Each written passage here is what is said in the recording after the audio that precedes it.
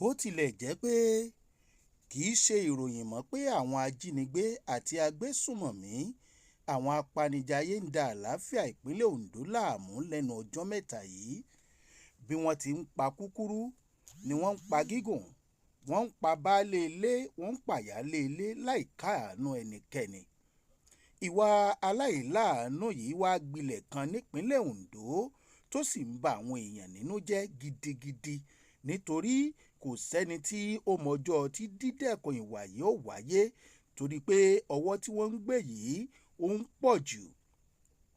Kò sẹ́nikẹ́ni tó mọ ẹni tí yóò kàn tàbí tí wọ́n pè ní pé pàjáwìrì wípé àwọn apanijayé yìí ti wọnú ilé yín tàbí abà yín, wọ́n sì ti pa àwọn òbí rẹ̀.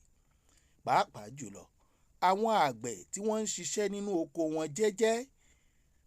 Àwọn wo ló ń ṣiṣẹ́ aburú yìí ní ìbéèrè táwọn èèyàn ń béèrè.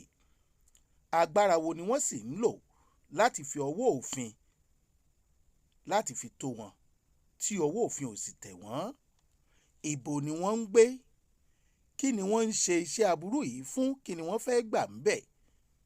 Ẹnìkan tó fi àṣírí àwọn ìṣẹ̀lẹ̀ yìí tó fi tó wa lọ́wọ́ sọ pé ọ̀pọ̀ àwọn ìṣẹ̀lẹ̀ aburú yìí ló jẹ́ iṣẹ́ ọwọ́ àwọn àjòjì gòdògbò tí wọ́n ń da màálù àti àwọn tí kò níṣẹ́ lọ́wọ́ nínú wọn. Ó ní ọ̀pọ̀ wọn ló ń ṣiṣẹ́ ajínigbé tó sì jẹ́ pé inú igbó wa ni gbogbo wọn ń sá lọ. Ibẹ̀ ni wọ́n ń gbé, tí wọ́n ti ń sùn, tí wọ́n ti ń jí, tí wọ́n ti ń jẹ, tí wọ́n ti ń mu. Ó ní ibẹ̀ ni wọ́n ti ń gbowó ìtúsílẹ̀ pàápàá. Ó lọ́pọ̀ àwọn tó ń da màálù yìí wọ́n máa mọ̀ọ́mọ̀ fi màálù jẹ oko àwọn àgbẹ̀ ni kí ìyàn ó lè bá a jà nílẹ̀ Yorùbá. Ó nígbà tí wọ́n bá ti fi màálù jẹ gbogbo oúnjẹ inú oko tán, ó nígbà wo wá ni ìṣẹ̀lẹ̀ aburú ò ní ṣẹlẹ̀ nípa ìyàn nílẹ̀ Yorùbá. Ẹni tá a forúkọ bò láṣìírí yìí ni àwọn ẹni yìí kì í bẹ́sùbẹ̀gbà láti pa ẹni tí wọ́n fi màálù jẹ oko rẹ̀ nígbàkigbà tó bá fẹ́ sọ̀rọ̀ tàbí tó bá fẹ́ bínú. Ó ní ọ̀pọ̀ àwọn èèyàn yìí tí wọ́n wá láti òkè ọya yìí, ó ní ló jẹ́ pé wọ́n ní àwọn èèyàn ńláńlá lọ́dọ̀ tó jẹ́ pé nínú àwọn ọmọ Yorùbá tó jẹ́ èèyàn ńláńlá yìí, àwọn ló ní ọ̀pọ̀ màálù tí wọ́n ń bá wọn dà. Ó ní dé orí àwọn orí adé gbogbo. Èyí ló jẹ́ kó ṣòro láti rí ìdájọ́ òdodo gbà nítorí pé ọmọ onílé ó ti ń ṣe agbódegbà fún àwọn bòròró àti àwọn adamàálù yìí. Ó ní wọ́n ní agbára òkè lọ́dọ̀. Àwọn agbèfọ́ba ọ̀pọ̀ wọn ló ní màálù táwọn aráabí ń dà bí wọ́n ṣe wí.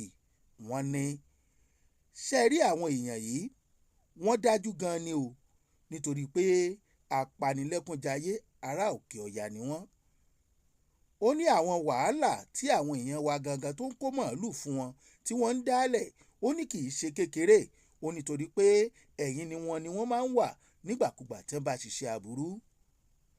Ní báyìí àwọn àjọ àmọ̀tẹ́kùn ìpínlẹ̀ Ondo ti fi òfin de àwọn awakọ̀ tirẹ́là tí ń kó màálù tàbí ohunkóhun wá látòkè ọya. Wọ́n wá fún wọn ní gbèdéke iye èrò tí wọ́n lè kó sínú tirẹ́là wọn tí wọ́n bá ń bọ̀ nílùú Ondo, ìpínlẹ̀ Ondo àti agbègbè rẹ̀. Wọn ò gbọ́dọ̀ kó ju èèyàn 5 lọ. Ojoojúmọ́ ni ìròyìn apanisayọ̀ àti ìjínigbé nílùú Ondo ń wáyé lójú ọ̀nà ni, nínú mọ́tò, nínú oko, abúlé àti inú ilé tí wọ́n ti ń ṣiṣẹ́ láabi wọn. Àfi bíi pé ìpínlẹ̀ Ondo nìkan ni wọ́n rán wọn sí tí wọ́n sì fẹ́ sọ di igbó Sambisa nílẹ̀ Yorùbá. Àwọn ẹ̀ṣọ́ àmọ̀tẹ́kùn ṣe àfihàn àwọn tí ọwọ́ tẹ̀ láìpẹ́ yìí tí wọ́n jẹ́ afurasí oníwà ìjínigbé àti apani náà ní olú iléeṣẹ́ wọn ní Alágbàká nílùú Àkúrẹ́ tí kò jìnnà sọ́fíìsì gómìnà. Wọ́n jẹ́ 62. Ọjọ́ Friday ni wọ́n ṣe àfihàn wọn 21/3/2025. Ṣùgbọ́n nínú ìwádìí ọ̀pọ̀ wọn ló jẹ́ pé òkè ọya ni wọ́n ti wá. Kì í ṣe ojú kan náà ni wọ́n ti kó àwọn èèyàn wọ̀nyí nílùú Ondo.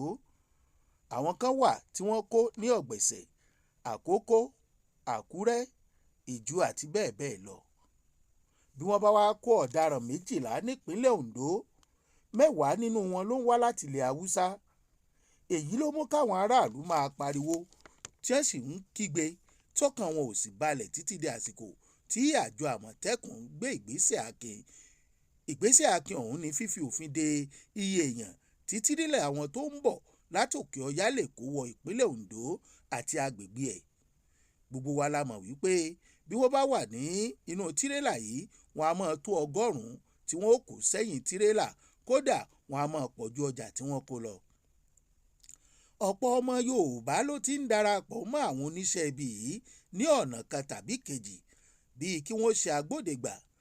Gẹ́gẹ́ bẹ́ẹ̀ ti mọ̀ pé àlejò lè mọ sàárè afọ́jú, ṣùgbọ́n ọwọ́ ti ń tẹ̀ lára àwọn ọmọ àlè náà. Olóyè Adétúnjì Adélẹ́yẹ, olórí ẹ̀ṣọ́ Àmọ̀tẹ́kùn nípínlẹ̀ Ondo, ó ní ìṣọwọ́wọlé sí ìpínlẹ̀ Ondo ti àwọn Haúsá yìí, àwọn ọ̀dọ́ wọn pàápàá jùlọ látòkè ọya láì ní nǹkan kan tí wọ́n fẹ́ ṣe tàbí ẹnìkan kan tí wọ́n ń bọ̀ wá bá tí wọ́n tún wá fẹ́ ṣiṣẹ́ lọ́dọ̀ ẹ̀. Ó ní wọ́n kàn ń wá náà ni wọ́n sì ń wọlẹ̀ sínú igbó ọba ní ìpínlẹ̀ Ondo. Ó ní ìkọminú yìí ó ní í ṣe pẹ̀lú ààbò ní ìpínlẹ̀ Ondo, nítorí náà ni àwọn fi fòfin de iye èèyàn tí tírélà àwọn ará òkè ọya lè máa kó wọlé.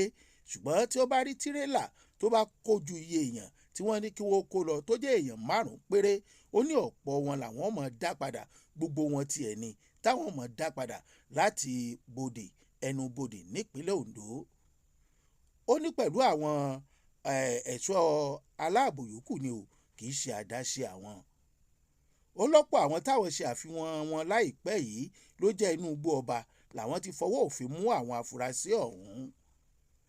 Kọmíṣánná ọlọ́pàá ìpínlẹ̀ Ondo ọ̀gbẹ́ni Wilfred Afọlábí náà ti ṣe ìpàdé pẹ̀lú àwọn oníròyìn ní olú iléeṣẹ́ wọn tó wà nílùú Àkúrẹ́. Nígbà tó ń sọ̀rọ̀, ó ní àsìkò ìpèníjà ààbò nìyí, ó sì ti di dandan káwọn gbé ìgbésẹ̀ ní kíákíá nítorí ọ̀nà táwọn àjòjì ń gbà rọ́wọ́nú ìpínlẹ̀ Ondo ó ní agbára gidi ni o. Ó ní ẹni tí kò bá sì fẹ́ wàhálà àfi kó tètè la ojú kó sì gbé ìgbésẹ̀ kíákíá. Babátúndé Àyìnlá ló kọ bó ṣe ń lọ náà. Ṣeun Agboola ló kà sí etí gbọ̀nyìn láti iléeṣẹ́ Jùgbà Master.